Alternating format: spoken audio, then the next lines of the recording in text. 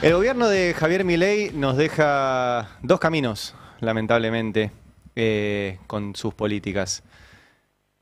Terminar muertos o terminar endeudados. Muertos estamos contando 96 ya por fentanilo contaminado, producido durante el gobierno de Milei, no controlado durante el gobierno de Milei, distribuido durante el gobierno de Milei y con los muertos durante el gobierno de Milei. ¿Había irregularidades en los laboratorios? Había. ¿Había advertencias hace mucho tiempo? Había. Este caso es entero durante el gobierno de Javier Milei, cuyos funcionarios, particularmente Federico Sturzenegger, baja la línea y repite que el Estado tiene que dejar de controlar, que el Estado se tiene que correr, que no sirve, que el sector privado se tiene que controlar a sí mismo, o en todo caso vos como ciudadano, por ejemplo, preguntar a tu médico si cuando estás en una terapia intensiva te pueden poner esa ampollita de fentanilo. No funciona así el sistema, no funciona así.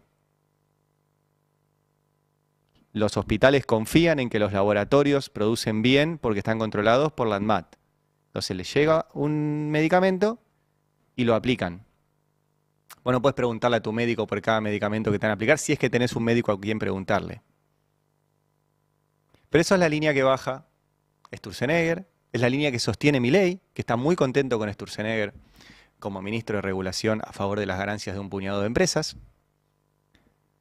Y el dato que ya tenemos, y que está publicado hoy en el Destape, es que la ANMAT había inspeccionado al laboratorio que produjo el fentanilo contaminado.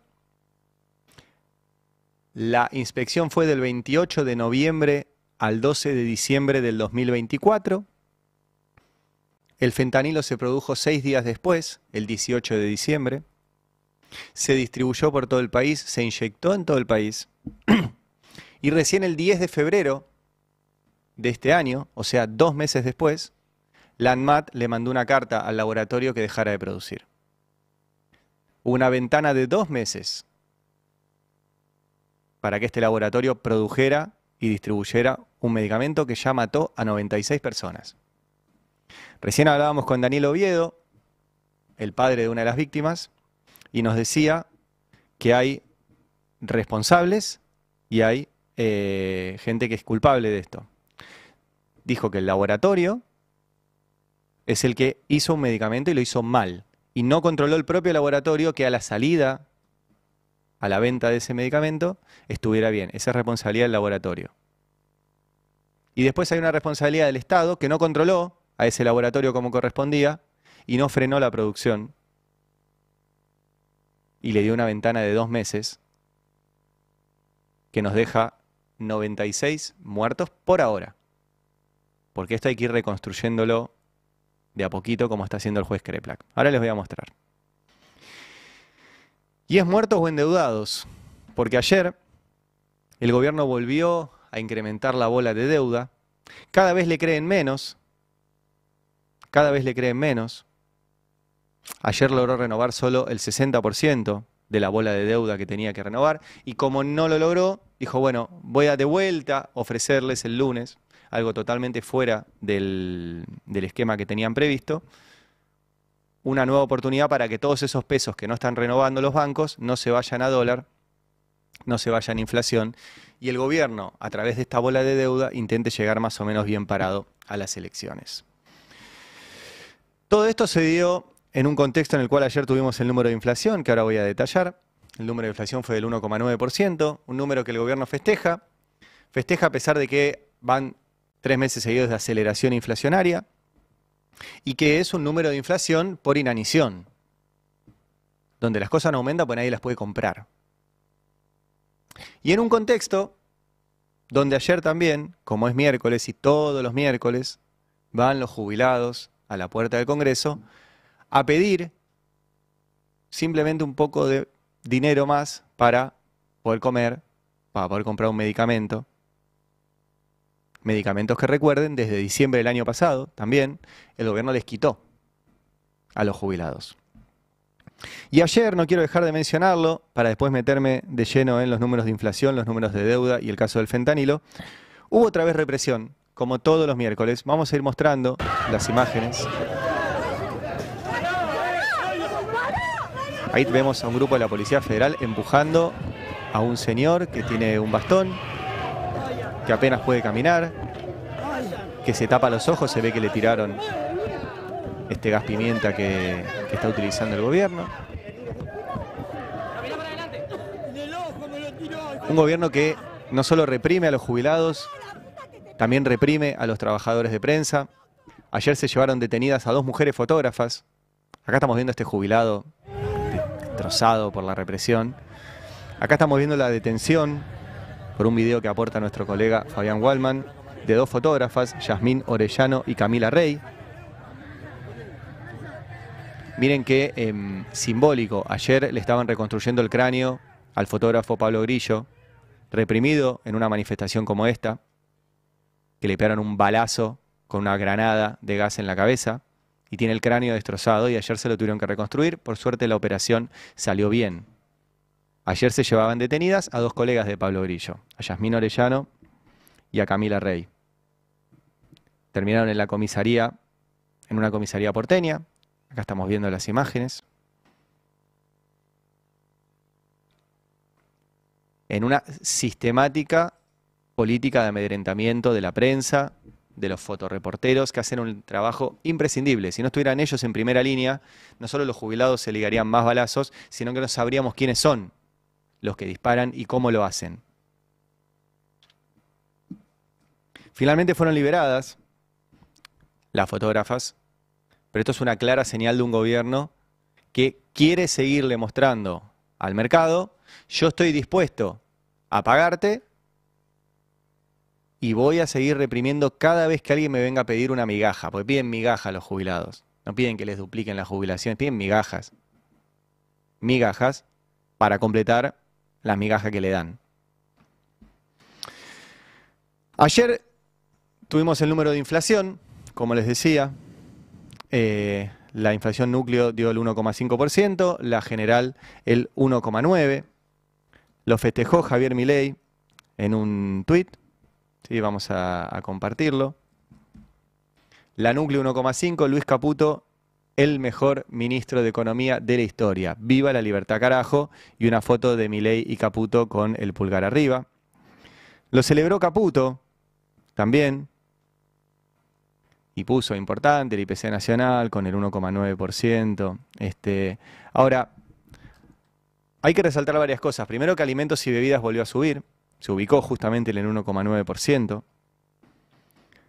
Que el transporte estuvo muy por arriba, 2,9%, y eso impacta muchísimo en nuestra vida cotidiana. Que la comunicación quedó en 2,3%, y eso también impacta en nuestra vida cotidiana.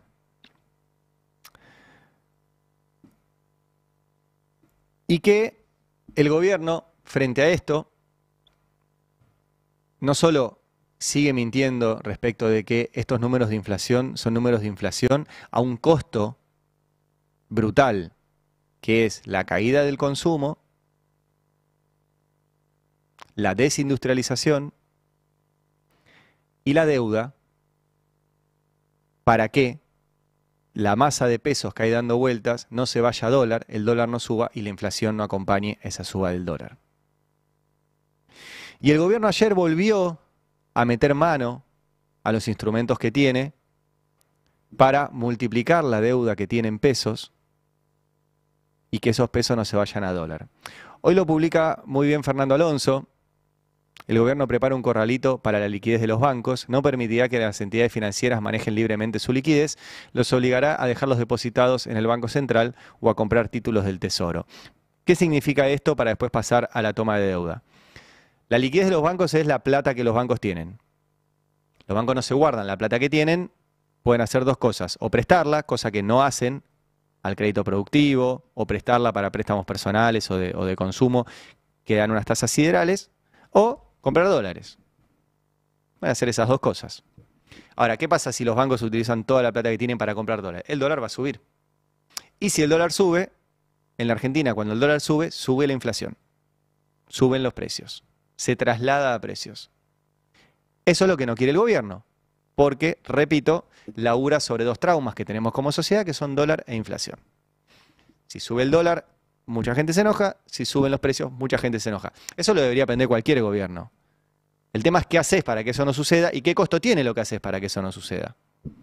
Este gobierno, para que no aumente el dólar, primero, durante todo el 2024, regaló todos los dólares que había, los regaló baratos, y eso hizo que no aumente. Cuando se quedó sin ese regalo, fue a tomar deuda para seguir regalando dólares, en este caso de deuda, con el FMI. Esos dólares ya no están.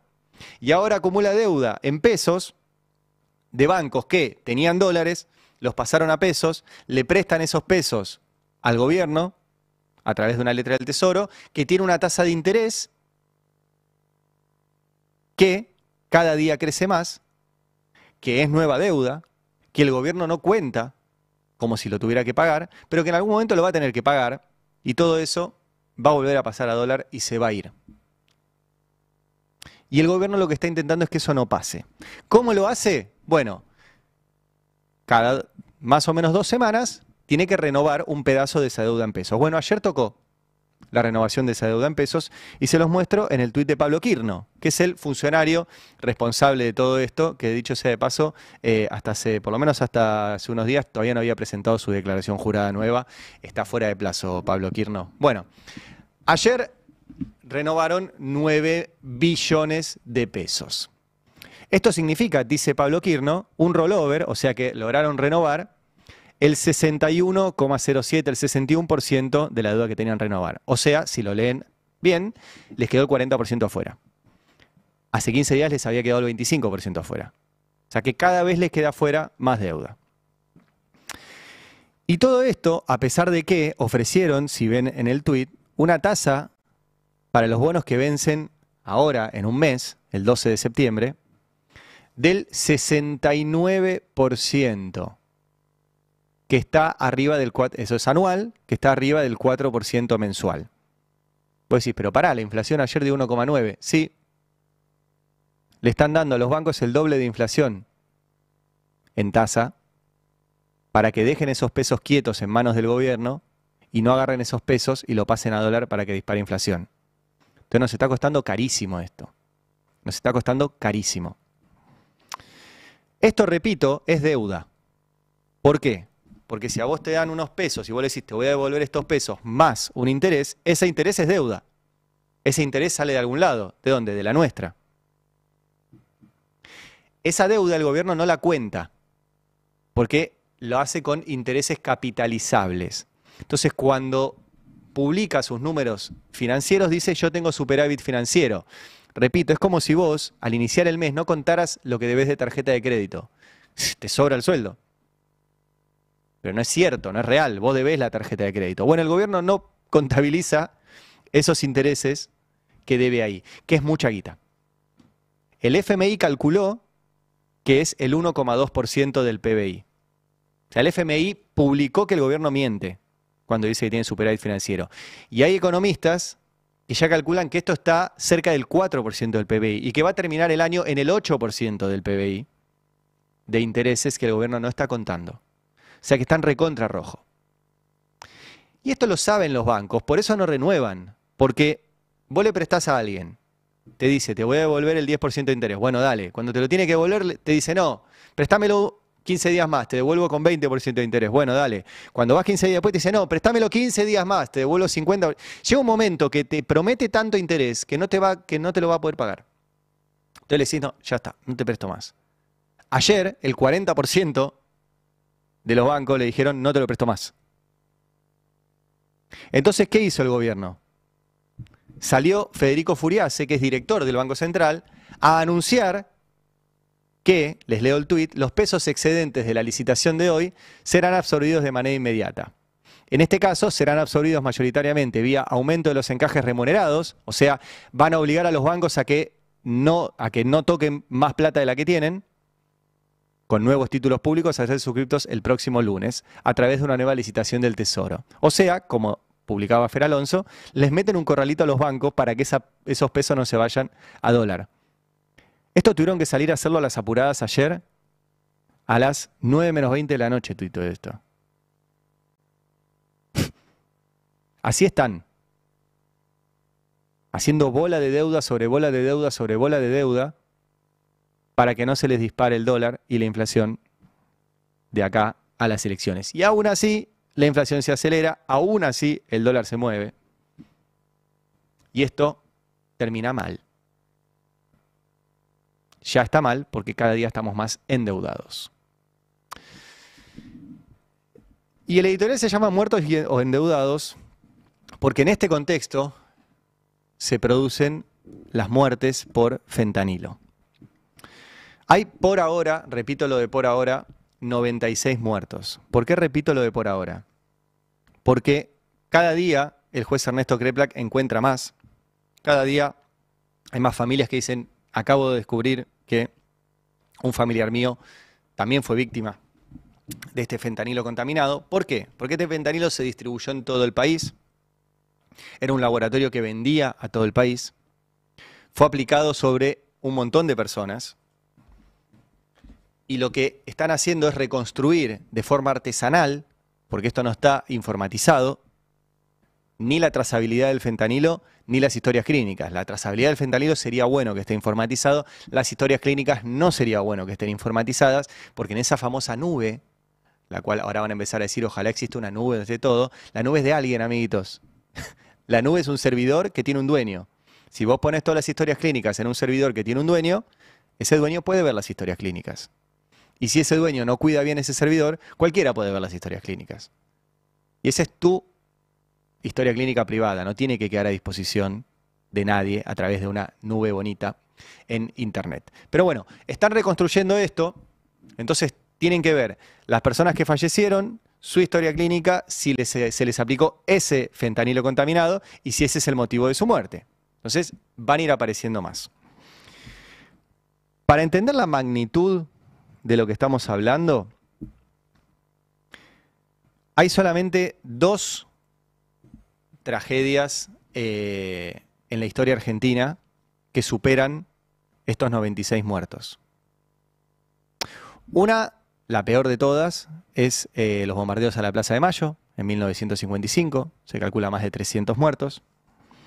Otro es el incendio en el boliche Cromañón, 194 muertos. Después, el podio lo completa los muertos por el fentanilo. Para que se den una idea de la magnitud, en la tragedia de Once fallecieron 52 personas. En el atentado a la AMIA fueron asesinadas 85 personas. En el atentado a la Embajada de Israel fueron asesinadas 22 personas. En el choque del colegio de Ecos, ¿se acuerdan? 10 personas murieron. En la Puerta 12, 71 hinchas de Boca asfixiados. En el accidente de Lapa, 70 muertos. En el incendio del boliche Cavis, 17 muertos. Todas estas tragedias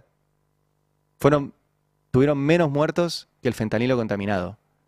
Para que nos demos una idea de la magnitud de lo que estamos hablando. Es extremadamente grave. 96 muertos y contando.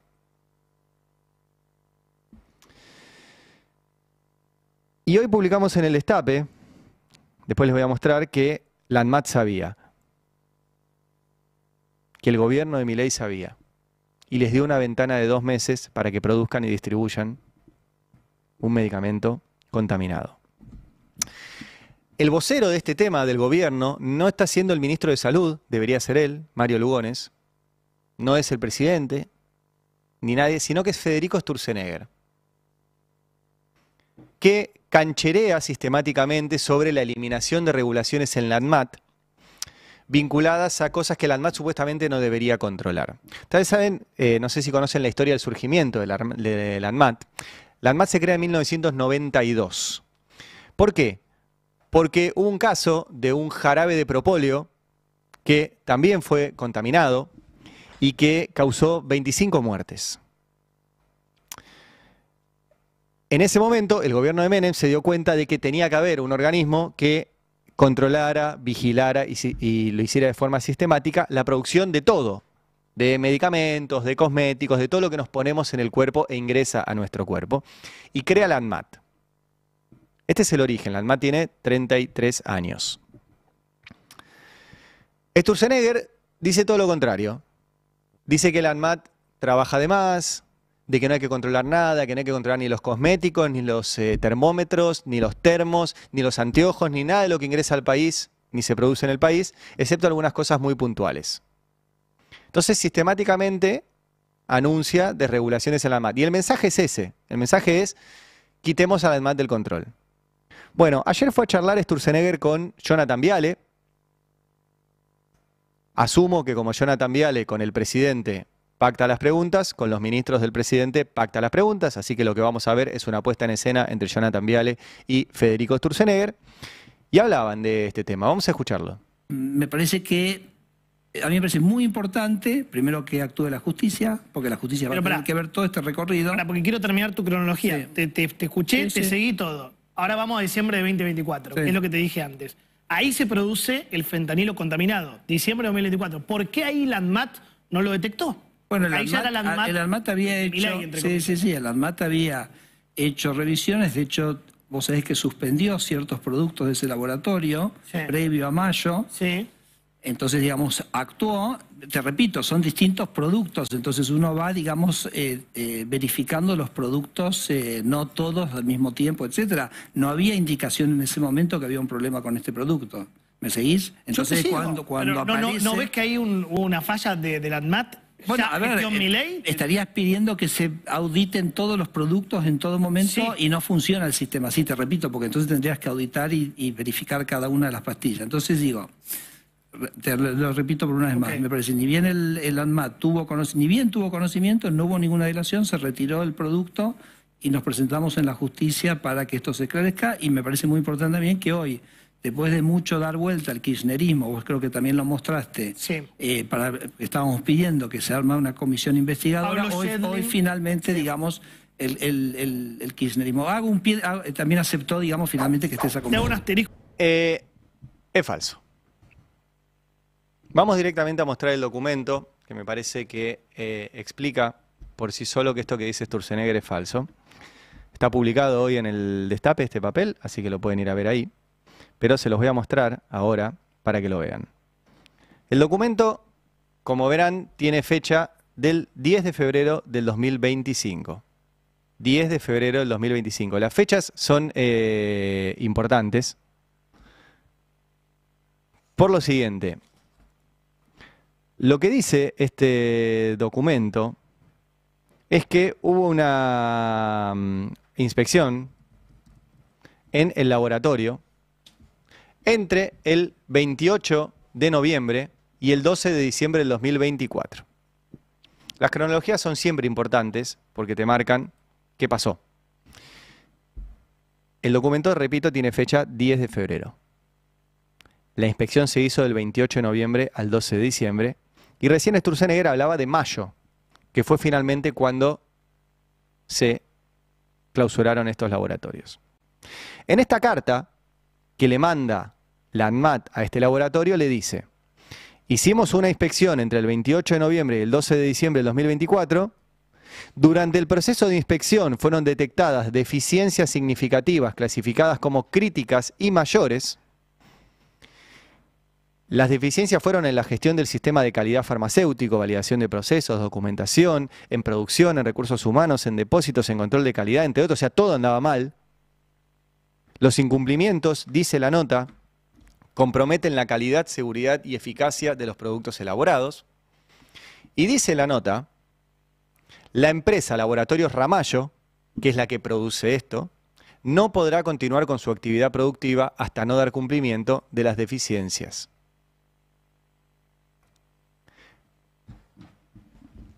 O sea, esto lo dijo el 10 de febrero. Habían inspeccionado el 12 de diciembre. Habían terminado la inspección el 12 de diciembre. O sea, 2 meses después le dicen a este laboratorio que no puede continuar la actividad productiva. ¿Qué pasó en esos 2 meses? En esos 2 meses, el 18 de diciembre, se produjo el lote contaminado. 6 días después de que se fuera la inspección. Y en esos 2 meses, ese lote contaminado se vendió, se distribuyó, se inyectó y mató a 96 personas por ahora. Es una ventana demasiado grande. demasiado grande. Repito, 12 de diciembre termina la inspección de la ANMAT que detecta las irregularidades.